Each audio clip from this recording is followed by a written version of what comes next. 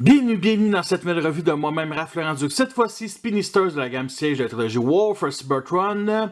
Alors, c'est le 48e comme c'est indiqué ici sur la boîte. Et justement, il fait partie de la dernière vague des Deluxe, la 5e vague avec Crosser. Alors, c'est le premier des deux que je vous présente. Comme d'habitude, à la gauche, un artwork du personnage en action sur Cybertron qui est en train de tirer avec la silhouette de Honda ici. Et ce qui me fait vraiment rire, c'est qu'on a un effet laser qu'on ne sait même pas s'il part de ce flingue-là ou du lance-roquette à épaule de Honda ici, admettons. Fait que ça, c'est quand même assez drôle.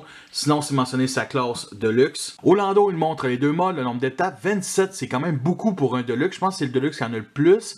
Par contre, la transformation reste quand même assez basique. Elle est assez le fun. Et bien entendu, on peut le garnir d'armes Battle Masters comme ces deux-là. Pour les plus ignorants d'entre vous, Spinisters est un personnage de G1, il n'est jamais apparu dans l'animé. Disons qu'il était un peu comme Scoop. C'est un transformeur qui avait deux Target Masters, fait qu'ils se vend surtout pas avec. Justement, Spinisters est surtout un personnage qui est revenu avec les BDW dans le groupe des Scavengers, qui est une équipe, mettons, de losers Decepticons. Ils vivent leurs aventures dans la grande aventure d'AEW, mettons, un petit groupe de quelques Decepticons. Il y a même Grimlock là-dedans, qui les rejoint. Ils vivent leur aventure, ils se font même pourchasser par la DGD. À un moment donné, ils rencontrent même Megatron, puis Megatron, ils les nomment tous avec leur nom, puis eux autres sont vraiment surpris. Et la gamme ciel est surtout basée sur du cybertronien. Il y a bien entendu quelques véhicules qui mélangent les deux, du cybertronien, du terrestre, du futuriste. La plupart sont de même. Il y en a que c'est vraiment du cybertronien qui s'assume vraiment en tant que cybertronien comme Cog ou Sysgun ou même Bront. Bref, il y en a quelques-uns qui sont futuristes. Et il y a aussi quelques véhicules terrestres seulement dans les Micromasters, vraiment des vraies voitures terriens, mettons. Il y a même aussi quelques animaux en Battle Masters, ainsi que Ravage et Laserbeak qui est quand même un lot cybertronien, mais il y a aussi l'autre, voyons, Ratbat. Et là, je pense que c'est la première fois qu'on a dans une plus grosse classe de luxe, cette fois-ci, un vrai véhicule terrestre, aucunement futuriste, aucunement avec des détails cybertroniens. Là, on reconnaît vraiment un Apache terrestre ici. Et disons que les premières images qu'on avait, c'est qu'on l'avait de même. Et bien entendu, quand on le met d'un autre point de vue, comme celle-là du côté, ou de même, on remarque ici un deuxième cockpit qui va former l'autre jambe en mode robot. Alors justement, ça fait aussi office de train d'atterrissage à l'arrière. Sur le avant, c'est ici accroché à l'autre cockpit. Et ça s'éclipse aucunement ici. Et honnêtement, j'ai checké une coupe de revières, puis ils ont tous le même problème, fait que ça dérange quand même un peu. Sinon, à part de ça, je ne trippe pas vraiment sur ici la panne d'hélicoptère de couleur gris plastoc. Mais bon, c'est bien plus payé ça ici.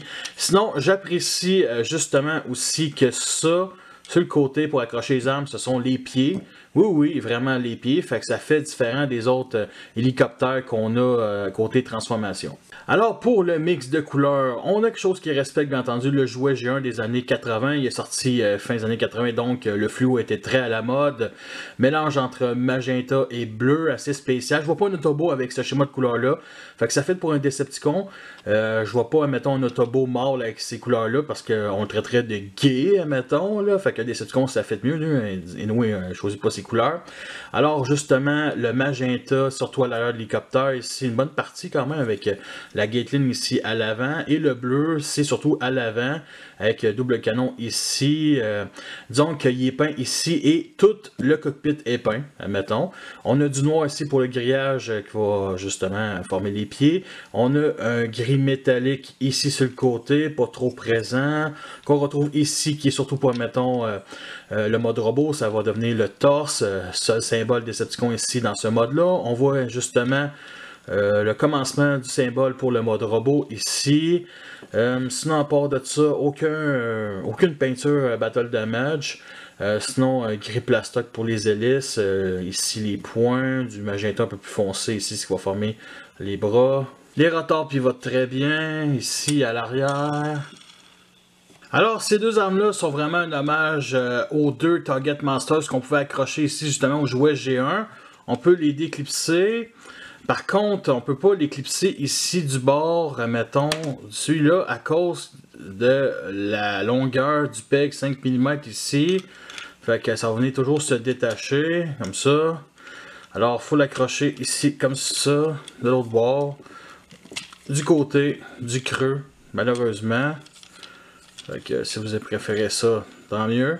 Alors, le seul endroit où il y a des pegs 3 mm pour mettre des effets laser, c'est au bout des armes ici.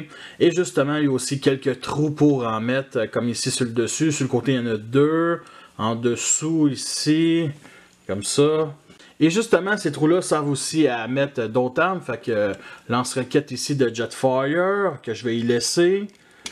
Comme ça. Et j'ai cette arme-là ici que j'avais déjà présentée dans la revue d'Hyperface de la même gamme.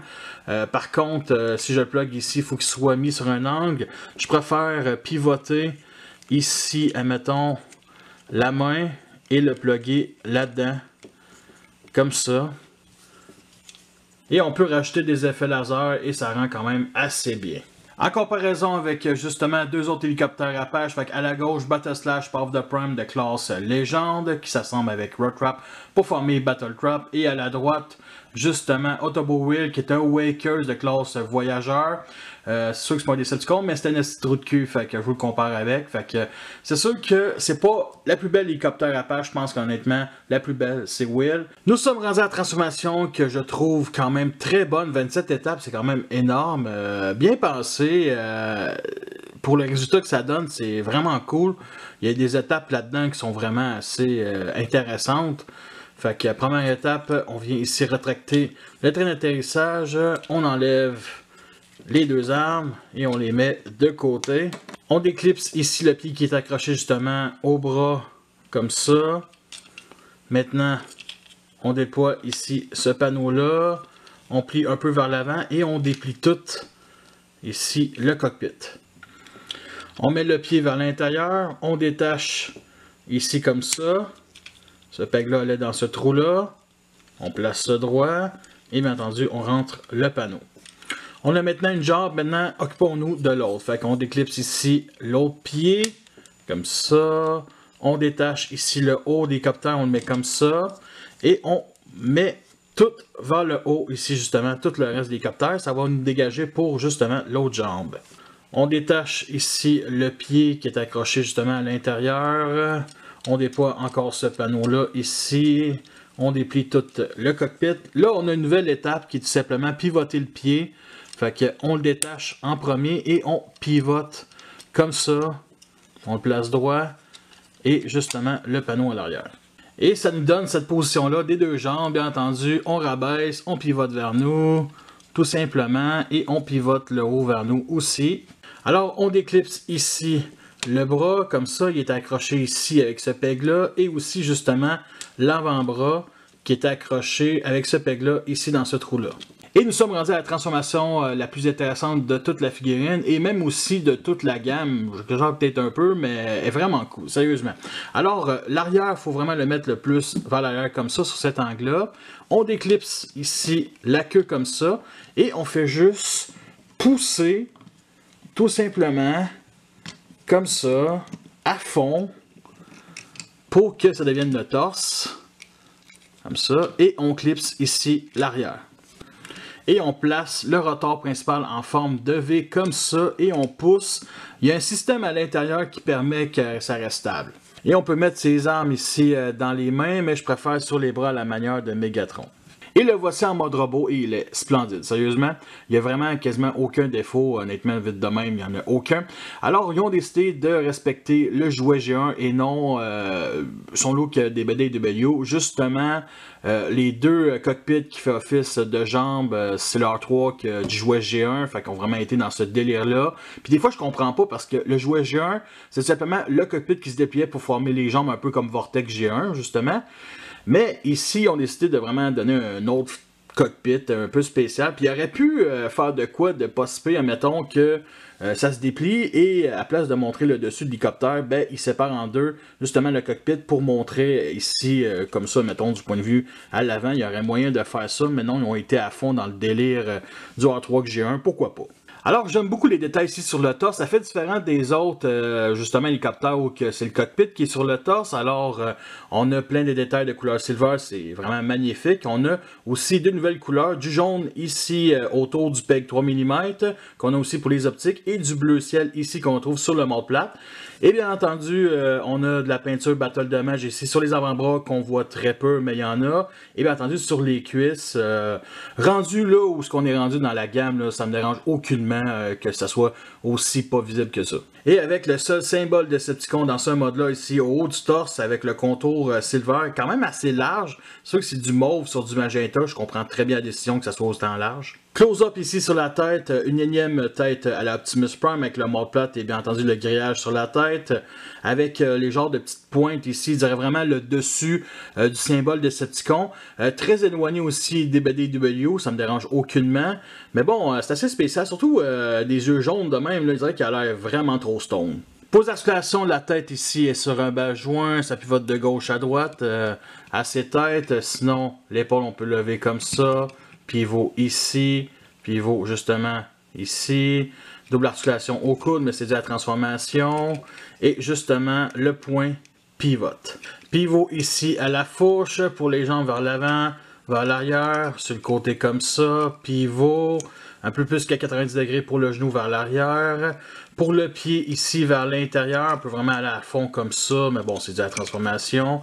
Fait que justement, le pied vers le bas, vers le haut comme ça, maximum. Alors le backpack, c'est bien entendu la queue de l'hélicoptère. Alors on a ça ici avec une partie creuse. J'aurais pas détesté que ça soit bouché. Sinon du point de vue du côté, c'était assez compact, ça respecte quand même G1. Et à l'arrière ici, on déploie justement le rotor. Ici avec les deux trous 5 mm, ça fait des yeux et une énorme moustache. Alors, on peut mettre aussi les armes ici dans les mains. Alors, ce sont deux armes pareilles. J'aurais préféré qu'il y ait deux Gatling de la même couleur. Ça aurait été mieux tant qu'à moi. Mais bon, vu que dans G1, c'était deux Target Masters, pourquoi pas, on les a pas là. Justement, Singe est le Target Masters le plus foncé.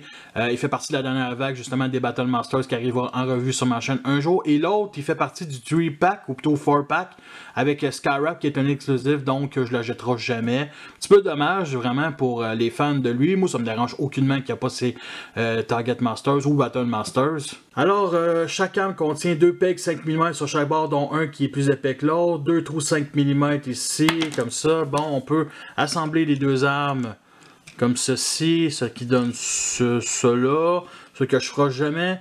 L'idéal, c'est vraiment sur les avant-bras tant qu'à moi. On peut rajouter d'autres armes comme ceux que j'ai montré en mode alternatif, comme les deux canons ici. Ça se met super bien aussi sur les épaules. Sinon, les deux guns ici dans les poings. Le voici garni d'effets laser plugués dans les pegs 3 mm et aussi trous 5 mm un peu partout sur la figurine. Est-ce qu'il va survivre à ça? Ben j'espère que oui. Comparaison avec deux autres membres des Scavengers, à la gauche il y a Flywheel, justement, qui est de la même gamme, qui est aussi un Deluxe, et à la droite Misfire, Titan, Return, alors ce sont tous les trois des Deluxe.